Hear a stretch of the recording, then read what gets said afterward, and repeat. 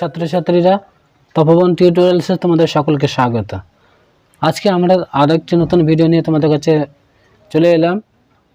আমরা প্রথম দিনকে লেটার, সিলেবল, ওয়ার্ড এবং সেন্টেন্স এই পর্যন্ত এই বিষয়গুলো নিয়ে কথা বলেছিলাম। তো আজকে তোমাদের সঙ্গে কথা বলবো সেন্টেন্সের সাবজেক্ট এবং প্রেডিকেট, সাবজেক্ট অ্যান্ড প্রেডিকেট এই বিষয়টা নিয়ে আজকে আমরা কথা বলবো। তো এখন আমরা জানবো যে আমরা যেহেতু আগের ক্লাসে জেনেছি যে সেন্টেন্স কাকে বলে, যে কতগুলি ওয়ার্ড যখন পাশাপাশি বসে একটা সম্পূর্ণ অর্থ প্রকাশ করে তখন তাকে আমরা বলি সেন্টেন্স। তাহলে a sentence is a group of word denotes a complete sense. একটা সম্পূর্ণ অর্থ প্রকাশ করে, এই জন্য আমরা এটাকে বাক্য বলবো। যেমন আমরা উদাহরণ দিতে পারি যে Suman reads in class 5। Suman পঞ্চম শ্রেণীতে পড়ে। The cow eats grass। গরু ঘাস খায়। They are playing football। We have visited the zoo। দেখো আমরা যে বাক্যগুলো বললাম এগুলো প্রত্যেকটা একটা করে সেন্টেন্স। তো আমরা এই সেন্টেন্সের গঠনগতভাবে আমরা দুটি অংশে ভাগ করতে পারি এগুলোকে। এর একটিকে বলা হবে সাবজেক্ট। সাবজেক্ট মানে হলো উদ্দেশ্য। সাবজেক্ট মানে উদ্দেশ্য, বা এটাকে তোমরা কর্তাও বলতে পারো। সাবজেক্ট মানে উদ্দেশ্য বা কর্তা। আর প্রেডিকেট, প্রেডিকেট মানে হলো বিধেয়, বয়সী ধয়ে একার অন্তস্থ বিধেয়। তো এখন আমরা এই বাক্যগুলোর মধ্যে আমরা উদ্দেশ্য কোনটা আর বিধেয় কোনটা আমরা কি করে চিনব? তো তোমাদের উদ্দেশ্য এবং বিধেয় চিনবার জন্য সহজভাবে আমরা বলতে পারি, এর মধ্যে তোমাদের বুঝতে হবে আগে যে আমরা বাক্যের মধ্যে ভাবটাকে আগে চিনতে হবে।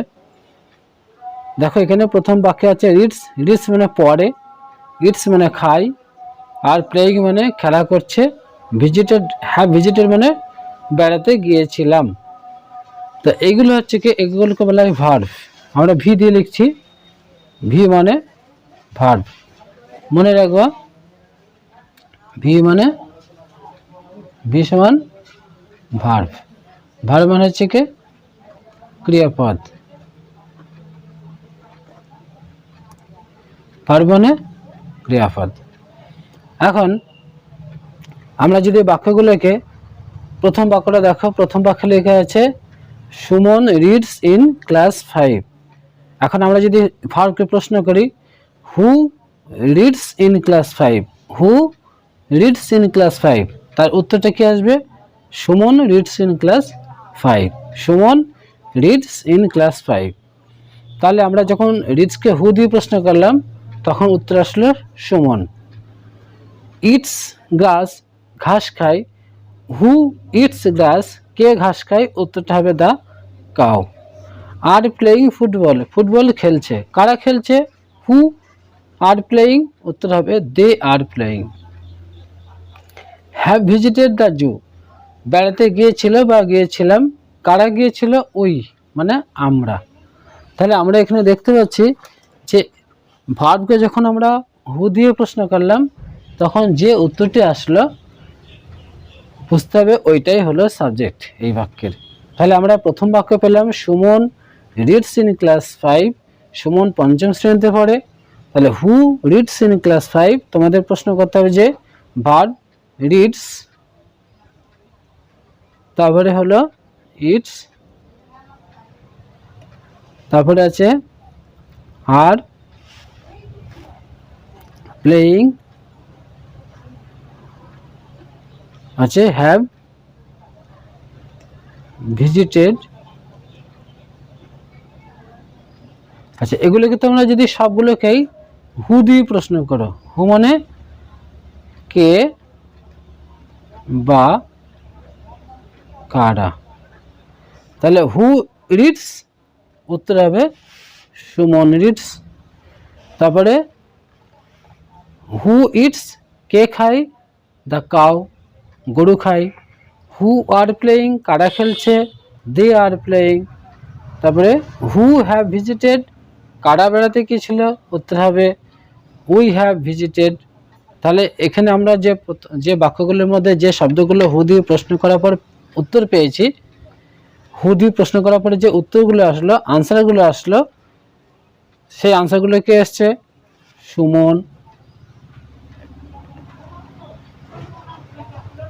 তারপরে দ্য কাউ, তারপরে আসছে দে, তারপরে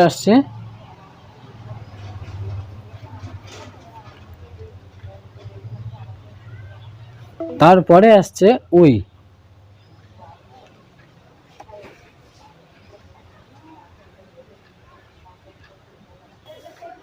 তাহলে তোমরা দেখলে Suman, the cow, they, we এগুলি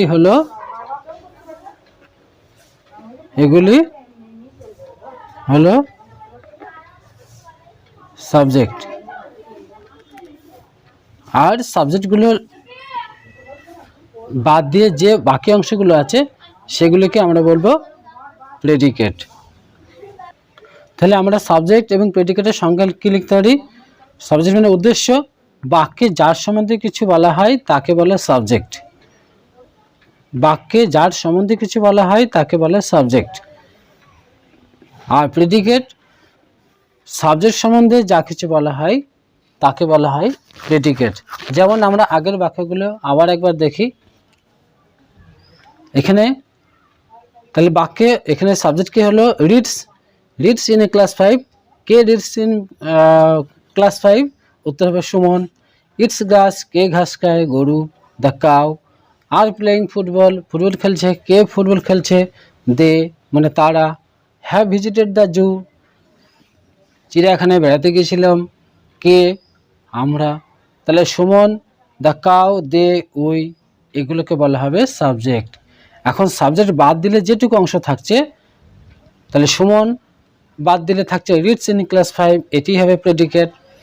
দ্য কাউ বাদ দিলে থাকছে ইটস গ্রাস, এটুকুই হলো প্রেডিকেট বা বিধেয়। দে বাদ দিলে থাকছে আর প্লেয়িং ফুটবল খেলছে, এটা হবে প্রেডিকেট।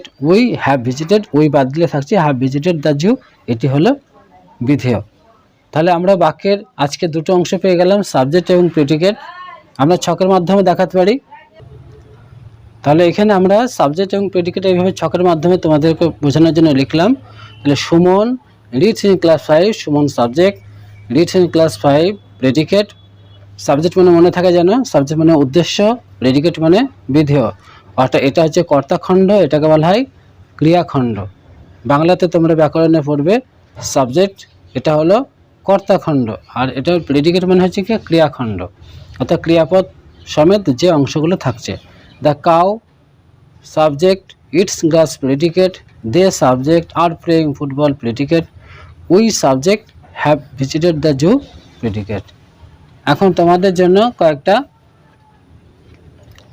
বাক্য আমরা দিচ্ছি, যেগুলো তোমরা সাবজেক্ট এবং প্রেডিকেট আলাদা করে তোমরা নিজেরাই বাড়িতে দেখবে কোনটা সাবজেক্ট কোনটা প্রেডিকেট, এবং আমাদেরকে কমেন্ট বক্সে তোমরা লিখে পাঠাও, তাহলে আমরা বুঝতে পারবো যে তোমরা ঠিক লিখেছো কিনা।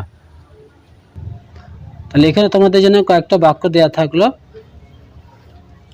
Tumpa is a girl, Tumpa হয় একটি মেয়ে। The rose is a beautiful flower, গোলাপ হয় একটি সুন্দর ফুল। শম্পা সিংস ওয়েল, শম্পা ভালো গান গায়। Ranjan is a good boy, Ranjan একটি ভালো ছেলে। উই আর বেঙ্গলিজ, আমরা হই বাঙালি।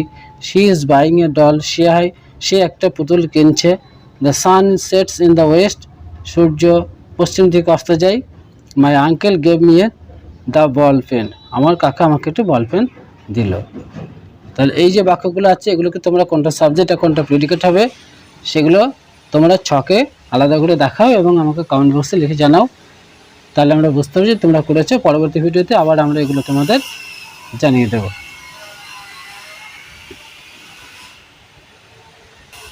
তাহলে আজকে ভিডিওতে তোমাদের সাবজেক্ট এবং প্রেডিকেট নিয়ে কথা হলো। পরবর্তী ভিডিওতে সেন্টেন্সের আরও যে বিস্তারিত ভাগগুলো আছে, পার্ট অফ স্পিচ অর্থাৎ বাক্যের যে কী কী অংশ, নাউন, প্রোনাউন, ভার্ব, অ্যাডজেক্টিভ, এইগুলো নিয়ে আমরা কথা বলবো। তো তোমরা এই অংশটা খুব ভালো করে বুঝে নাও, ভিডিওটা কয়েকবার দেখে তারপরে পরবর্তী ভিডিওতে আবার তোমাদের সঙ্গে দেখা হচ্ছে। ততক্ষণ তোমরা সকলেই ভালো থেকো, আর ভিডিওটা তোমরা লাইক, কমেন্ট, শেয়ার করতে যেন অবশ্যই ভুলো না। তাহলে ধন্যবাদ সকলকে সঙ্গে থাকার জন্য।